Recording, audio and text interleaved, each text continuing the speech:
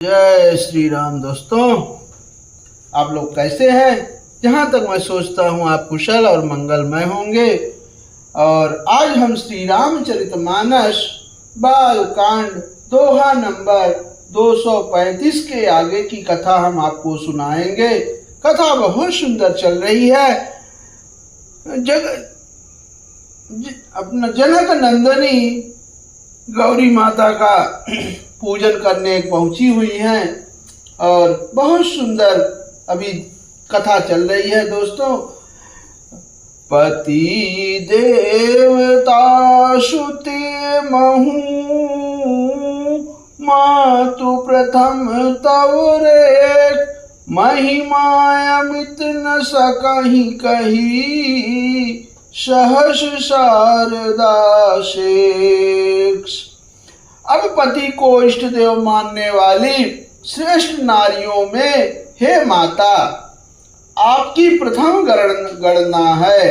आपकी अपार महिमा को हजारों सरस्वती और शेष जी भी नहीं कह सकते। ऐसी प्रार्थना माता सीता कर रही हैं जगत जननी जगदम्बा से।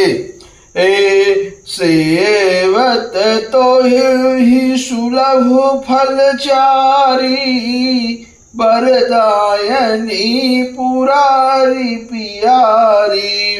देव पूजी पद कमल तुम्हारे, देवी पूजी पद कमल तुम्हारे। सुर नर मुनि सब हो ही सुखारे। हे भक्तों को मुँह मांगा वर देने वाली, हे त्रिपुर के शत्रु शिव जी की प्रिय पत्नी, आपकी सेवा करने से चारों फल सुलभ हो जाते हैं। हे देवी, आपके चरण कमलों की पूजा करके देवता, मनुष्य और मुनि सभी सुखी हो जाते हैं। बहुत सुंदर यहाँ जनक नंदनी माता सीता भगवान शिव, त्रिपुर के शत्रु शिव जी की प्यारी पत्नी जगत जननी माँ जगदम्बा की बहुत सुंदर यहाँ पूजा की है। कहती हैं, देवी पूज पद कमल तुम्हारे, असुर नर मुनि सब हो ही सुखारे। बहुत सुंदर चौपाई है दोस्तों। अब आगे है, मोर मनोरथ जानहुनी के, मोर मनोरथ जानहुनी के। बसहु सदाउर पुर सबही के, कीन्हु प्रगट न कारण तेहि। अस कहि चरण गहे बैदेही। अब मेरे मनोरथ को आप भली भांति जानती हैं, क्योंकि आप सदा सबके हृदय रूपी नगरी में निवास करती हैं। इसी कारण मैं उसको प्रकट नहीं किया। ऐसा कहकर जानकी जी ने उनके चरण पकड़ लिए। बहुत सुंदर। विनय प्रेम बस भई भवानी, अखसी माल मूरत मुस्कानी। सादर सिय प्रसाद सिर धर, बोली गौरी हरस ही भरे।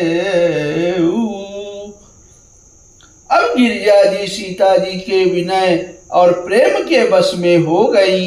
उनके गले की माला खिसक पड़ी और मूर्ति मुस्कुराई और सीता जी ने आदर पूर्वक उस प्रसाद यानी माला को सिर पर धारण किया। अब गौरी जी का हृदय हर्ष से भर गया और वे बोली, क्या कहती हैं कि सुन सिय सत्य आशीष हमारी, पूजी मन कामना तुम्हारी।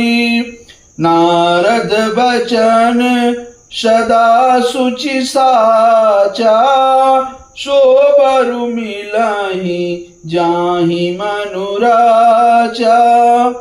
हे सीता, हमारी सच्ची आशीष सुनो, तुम्हारी मन कामना पूरी होगी। नारद जी का वचन सदा पवित्र यानी संशय, भ्रम आदि दोषों से रहित और सत्य है। जिसमें तुम्हारा मन अनुरक्त हो गया है वही वर तुमको मिलेगा। ऐसा माता पार्वती माँ सीता जी को वचन कह के गई, बोल रही हैं। अब बहुत सुंदर एक छंद आया है। मन जाहि राचो मिलहि सोवरु, सहज सुंदर सांवरो, करुणा निधान सुजान सीलु, स्नेहु जानत रावरो। यही भांति गौर आशीष सुनसिय, सहित ही हर्षित अली। तुलसी भवानी पूज पुन पुन, मुदित मन मंदिर चली। अब जिसमें तुम्हारा मन अनुरक्त हो गया है वही स्वभाव से ही सुंदर सांवला वर श्री रामचंद्र जी तुमको मिलेंगे। यह दया का खजाना और सुजान यानी सर्वज्ञ हैं, तुम्हारे शील और स्नेह को जानता है। इस प्रकार श्री गौरी जी का आशीर्वाद सुनकर जानकी जी समेत सब सखियां हृदय में हर्षित हुई। और यहाँ तुलसी बाबा कहते हैं कि भवानी को बार बार पूजकर सीता जी प्रसन्न मन से राजमहल को लौट चली। जानी गौरी अनुकूल सिय, ही हर सुन जाए कहीं, मंजुल मंगल मूल बाम अंग फरकन लगे। अब गौरी जी को अनुकूल जानकर सीता जी ने हृदय को जो हर्ष हुआ वह कहा नहीं जा सकता। सुंदर मंगलों से मूल उनके बाएं अंग फड़कने लगे। अब चाहिए भगवान, देखो आपको जो सबसे प्रिय है, अगर आप भगवान से प्रार्थना करते हो सच्चे हृदय से तो भगवान आपकी जरूर सुनते हैं और आपकी मनोकामना पूरी करते हैं। और जिस समय आपकी मनोकामना पूरी हो जाए उस समय उतनी खुशियां मिलती है कि जय हो। अब उससे आगे क्या कहना। ए हृदय सराहत सीलो नाई, गुरु समीप गौने दो भाई। राम कहा सब कौशिक पाही, सरल स्वभाव छुअत छल नाही। अब हृदय में सीता जी के सौंदर्य की सराहना करते हुए दोनों भाई गुरु जी के पास पहुंच गए। अब श्री रामचंद्र जी ने विश्वामित्र जी से सब कुछ कह दिया, क्योंकि उनका सरल स्वभाव है, छल तो उसे छूता भी नहीं है। अब सुंदर चौपाई है दोस्तों।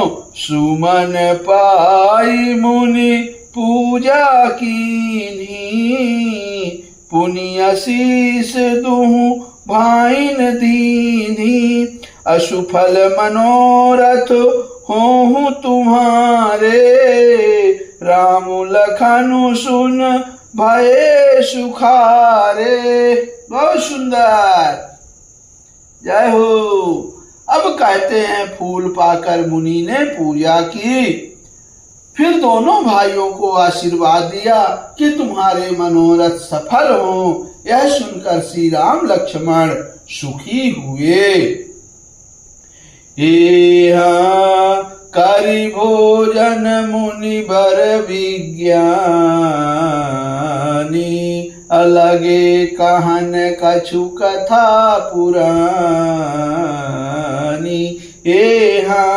विगत दिवस गुरु आया सुपाई,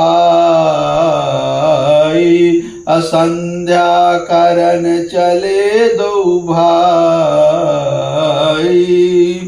अब श्रेष्ठ विज्ञानी मुनि विश्वामित्र जी भोजन करके कुछ प्राचीन कथाएं कहने लगे। इतने में दिन बीत गया और गुरु की आज्ञा पाकर दोनों भाई संध्या करने चले। हाँ प्राची दिशि शशि उवयं सुहावा, असिय सुमुख सरिस देख सुख पावा। हाँ बहुरी विचारु कीन मन माही, असीय बदन समहिम करनाही। अब उधर पूर्व दिशा में सुंदर चंद्रमा उदय हुआ। श्री रामचंद्र जी ने उसे सीता के मुख के समान देखकर सुख पाया। फिर मन में विचार किया कि यह चंद्रमा सीता जी के मुख के समान नहीं है। जनमु सिंध पुनि बंधु विषु, दिन मलिन सकलं, असीय सुख समता पाऊ किमी।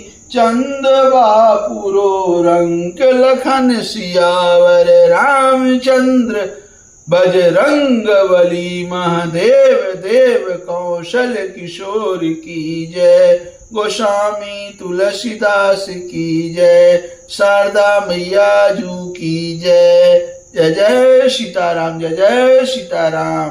दोस्तों कहानी कैसी लगी? अच्छी लगी हो तो जरूर दूसरों को भी शेयर करें और साथ में लाइक करें और कमेंट में जय श्री राम लिखें। फिर हम आगे आपको अगले भाग में मिलेंगे। तब तक के लिए आप सभी को मेरा जय सीताराम।